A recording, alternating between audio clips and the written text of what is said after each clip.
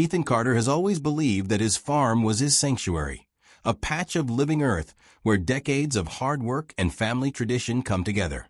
A decorated military veteran turned dedicated city official, Ethan now spends his free time running his modest organic farm on the outskirts of Maple Grove Estates.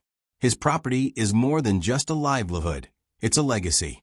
Amidst rows of corn, a vegetable garden bursting with color, and a restored barn that has served as a gathering place for family feasts and community celebrations, Ethan has created a haven that reflects his independent spirit and commitment to sustainability. The old barn, with its weathered wood and rustic charm, is particularly dear to Ethan. Over the years, it has been the site of countless memories, from hearty farm breakfasts to late-night chats under string lights during summer barbecues. It stands as a symbol of freedom, where Ethan can work at his own pace and host gatherings that celebrate life's simple pleasures. Every inch of the property, from the rolling fields to the well-worn paths, tells a story of resilience and authenticity.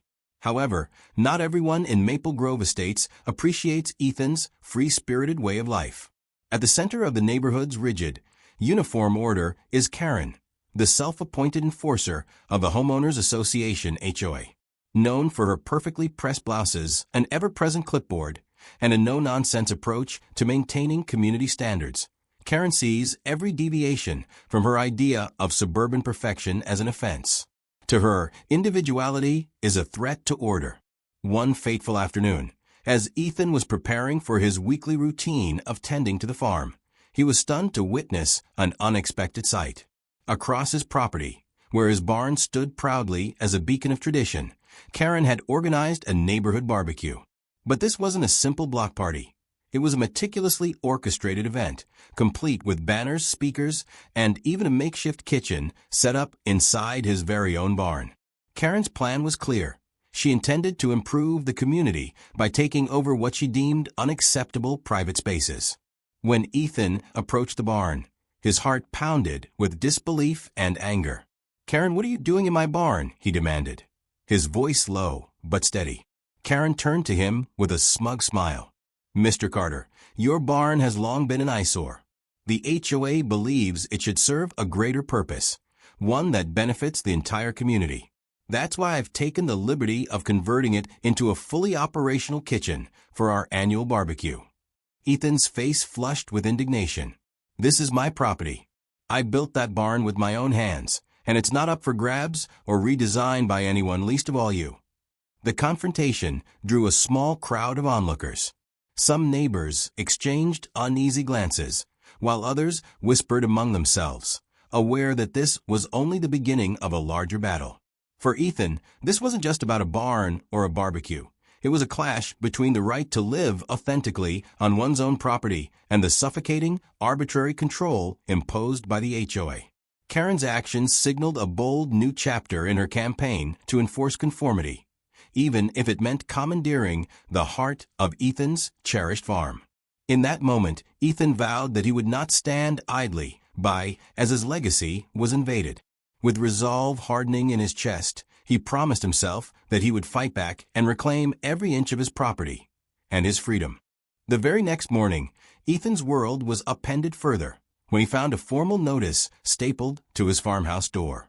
The envelope, emblazoned with the official seal of Maple Grove Estates HOA, contained a fine of $750 for violating community property usage regulations. The document's dense legal language was unmistakably intended to intimidate and force compliance. Outside, Kerren waited on the edge of the driveway with her trademark air of superiority, arms folded. "Remember, Mr. Carter," she said coolly, "the rules are applied uniformly to every homeowner in our community. Your unauthorized use of the barn for private gatherings, and now hosting that barbecue, is a direct violation of our standards." Determined not to be bullied, Ethan gathered all necessary documents: his property deed, records of previous community events held on his farm, and letters of support from neighbors who appreciated his contributions. Later that day, he visited the local zoning office. The officer, sympathetic yet cautious, confirmed that no local ordinance prohibited him from using his barn or hosting events on his property. However, The officer warned that the HOA was notorious for stretching regulations to suit its own agenda. Despite the reassurance, the pressure mounted. Early the next morning, unannounced inspectors arrived at Ethan's farm. Clipboards in hand, they meticulously measured the barn, inspected the surrounding fields, and peppered him with questions about his land usage. Each intrusive visit felt like a personal invasion, a calculated effort to force him to submit to the HOA's demands. That evening, an emergency HOA meeting was convened at the sleek, overly formal community center. Kerren took to the podium with a stack of official notices and a steely gaze. Effective immediately, she declared. Any homeowner found in violation of our community standards will face additional fines and legal consequences. Her words carried an unmistakable threat, and a palpable hush fell over the room. Ethan sat in the back, his mind racing with indignation. The fine was not merely a financial penalty. It was an attempt to intimidate him into submission, to erode the very independence that his farm represented. As the meeting adjourned, Ethan resolved to document every overstep by the HOA. He knew that if he were to defend his property and his rights, he would need a detailed record of every violation and every intrusive act. In the days that followed the initial fine, Kerren's tactics grew more insidious. Neighbors began to whisper about arbitrary fines for the slightest deviations, a misplaced garden ornament, an unapproved shade of paint on a fence, or even the mere presence of personal flair on a property. It became increasingly clear that Kerren's ambition was to enforce a sterile uniformity across Maple Grove estates, regardless of personal freedoms or property rights. Ethan, unwilling to let his farm be reduced to a pawn in Kerren's crusade for conformity, began to set up discreet cameras around his property, especially focusing on the barn and surrounding fields. Night after night, he reviewed the footage and soon noticed a disturbing pattern. Inspectors would arrive in coordinated pairs shortly after every HOA meeting, their questions growing more aggressive and their presence more intimidating.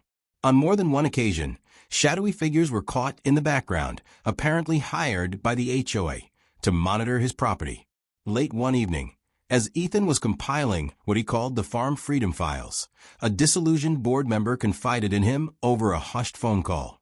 "I've seen fines mysteriously vanish when homeowners make generous donations to the HOA fund," the voice whispered. "It's not really about maintaining order. It's about consolidating power and revenue." Ethan's blood ran cold. The battle was no longer just about his barn. It was systemic corruption, and Kerren was at the heart of it. With every new piece of evidence added to his files, a growing binder of photographs, video clips, and testimonies from other similarly aggrieved neighbors, Ethan's resolve hardened. He realized that Kerren's relentless enforcement was a tool to subjugate individuality and stifle creativity. The Farm Freedom Files became his arsenal, his silent testimony against a system that thrived on arbitrary power.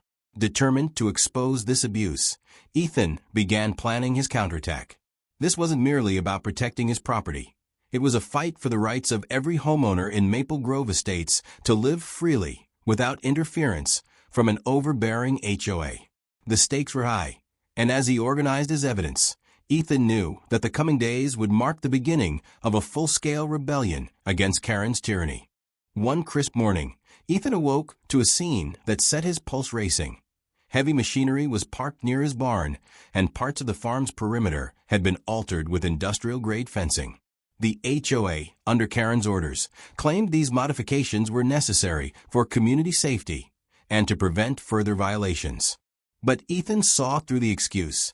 It was an attempt to force his property into a sterile, uniform mold. Furious at the blatant intrusion, Ethan gathered every scrap of evidence from his Farm Freedom Files and prepared for a public confrontation. At the next HOA meeting, held in the stark, fluorescent-lit community center, Ethan strode to the podium with quiet determination. "Ladies and gentlemen," he began, "what you're about to see is undeniable evidence of abuse of power, a violation not only of my property rights, but of our fundamental right to live freely." He proceeded to project video clips showing unannounced inspections, aggressive measurements of his barn and surrounding fields, and even off-the-record conversations where board members hinted at kickbacks and hidden agendas. as the footage played, the room fell silent, and one by one, neighbors began to murmur their own grievances. Stories of arbitrary fines and intrusive visits, previously whispered in fear, now emerged in unison. Kerren, seated at the front with a glare that threatened to ignite the room, attempted to interject. "These measures are for the benefit of all residents," she proclaimed. But her voice wavered in the face of overwhelming evidence. "This isn't just about my barn or my farm. It's about our right to live on our own terms," Ethan continued. "We deserve transparency, respect, and freedom from arbitrary rule." As more residents rose to share their own experiences, the mood in the room shifted from apprehension to outright defiance. The collective outcry was clear. The community was no longer willing to accept Kerren's stranglehold. Ethan's bold confrontation had ignited a spark of rebellion that now threatened to topple the very framework of the oppressive HOA. Cornered by the mounting evidence and a unified community, Kerren resorted to a final, desperate gambit. Late one humid evening, with tension at its peak, she decided to call the police. Kerren dialed 911, falsely claiming that Ethan's barn, used for his own private farm activities, was causing a public disturbance by serving as an unauthorized community kitchen for a barbecue. The allegation was absurd, but Kerren hoped that by involving law enforcement, she could intimidate Ethan into submission. Within minutes, uniformed officers arrived at the farm. Standing resolutely beside his barn, Ethan greeted them with calm authority and presented his city official badge. "There's no disturbance here," he explained evenly. "This is my private property, and I have every legal right to use my barn as I see fit." The officers, clearly recognizing the baselessness of the claim, left after issuing a stern warning to Kerren about misusing emergency services. Refusing to yield, Kerren escalated her covert operations further by hiring a private investigator to catch Ethan in a compromising act, anything to justify her continuing fines and interference. However, Ethan's newly installed security cameras captured every furtive move of the PI as he lurked around the barn and fields. The footage clearly showed the investigator trespassing on private property, leaving no doubt about the illegality of his actions. At the next HOA meeting, a session Kerren had meticulously planned to reassert her authority, Ethan unveiled the damning evidence. He projected the security footage onto a large screen, and the room filled with shocked gasps and murmurs of approval from the assembled homeowners. Kerren's final desperate move was laid bare for all to see, her face reddening in humiliation as the community's support for Ethan became undeniable. But Ethan wasn't finished yet. In a final ingenious twist of poetic justice, he revealed his secret countermeasure. Over several nights, he had covertly reconfigured the barn setup. Instead of allowing Kerren to continue using his barn as a makeshift kitchen for her unauthorized BBQs, he had installed a series of humorous, yet clearly marked, "No trespassing," private property signs and rigged the barn's kitchen with hidden, playful surprises. The community would soon know that any attempt to commandeer his property would be met with both legal resistance and a bit of far-cooked fun. The combined shock of the incriminating footage and Ethan's clever counterattack left the assembled homeowners erupting in applause. It was now clear that Kerren's days of unchecked authority were numbered. In the wake of Ethan's explosive confrontation at the HOA meeting, the atmosphere in Maple Grove Estates underwent a dramatic transformation. The community, long oppressed by arbitrary fines and invasive inspections, now buzzed with a united spirit of defiance and hope. At an emergency meeting convened by a coalition of outraged homeowners, the damning evidence of unauthorized trespassing, intrusive modifications to private property, and Kerren's desperate maneuvers was laid out in painstaking detail. With overwhelming support from the residents, a decisive vote was taken, and the result was clear. Kerren was removed from the HOA board. The decision sent shockwaves throughout the neighborhood.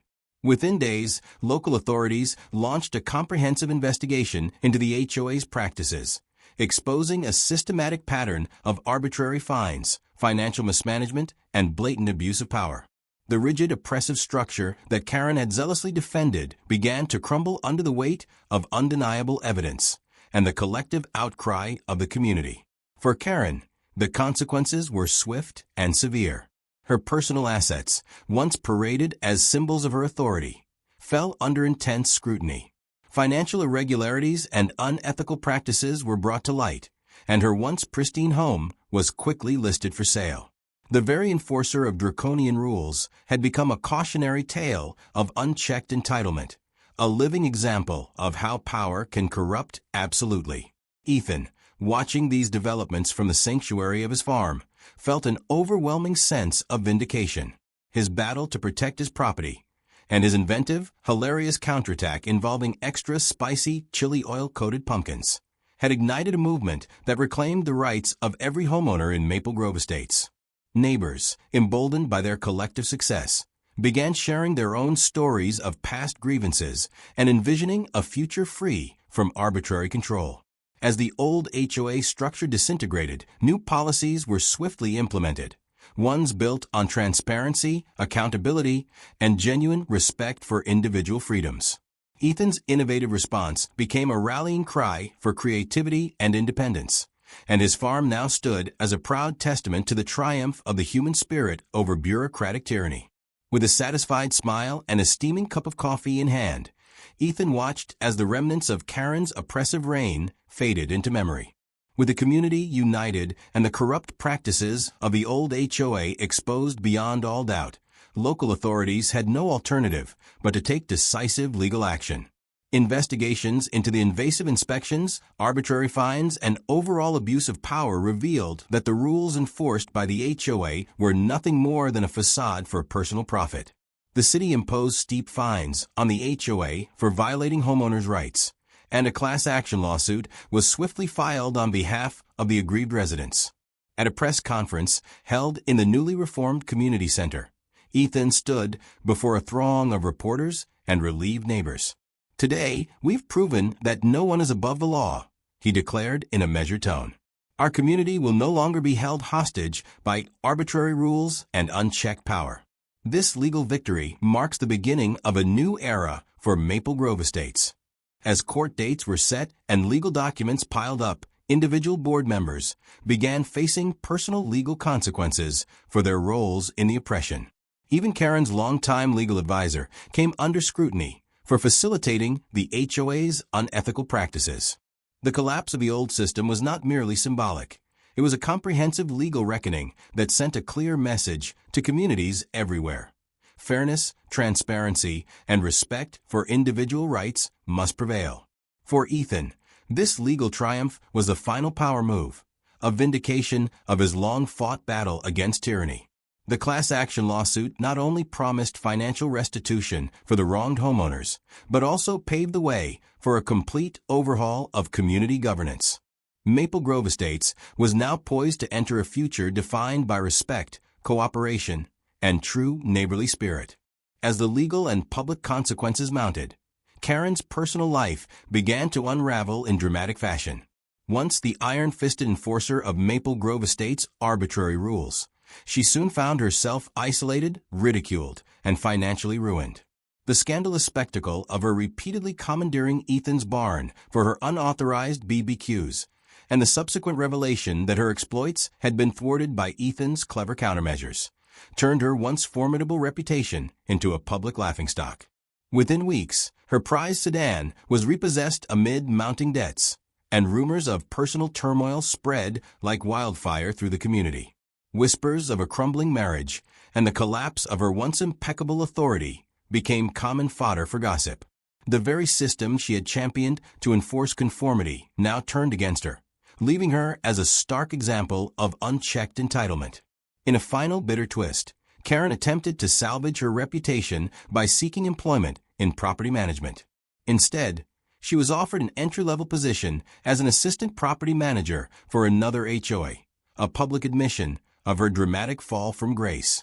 At a local networking event, a former neighbor couldn't help but quip, "I hope you enjoy following the rules now, Kerren." The remark, laced with humor and triumph, encapsulated her complete and humiliating collapse. Ethan, watching these developments from the peaceful refuge of his farm, felt a deep sense of poetic justice. His fight had never been solely about protecting his barn or his pumpkins. It was about defending his right to live freely without interference from arbitrary, overreaching authority. Kerren's personal downfall, documented in every piece of evidence and echoed in the laughter of her former enforcers, served as a powerful reminder that unchecked entitlement inevitably crumbles under the weight of truth and community unity. In the months following Kerren's dramatic downfall, Maple Grove Estates blossomed into a community reborn.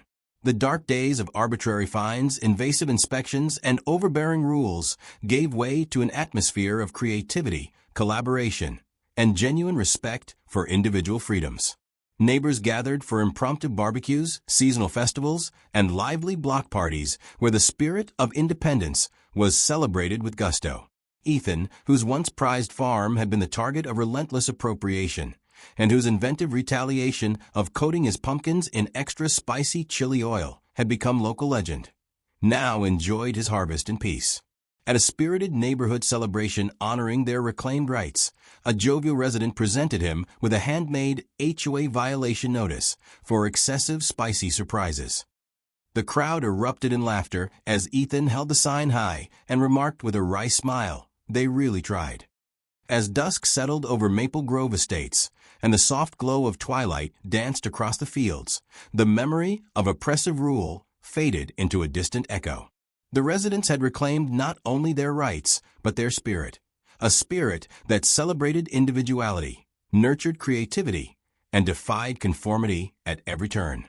In that final golden moment of celebration, as neighbors toasted their victory and laughter filled the warm evening air, the screen of a once oppressive era faded to black, a final mic drop that signaled the ultimate triumph of a united community over entitlement.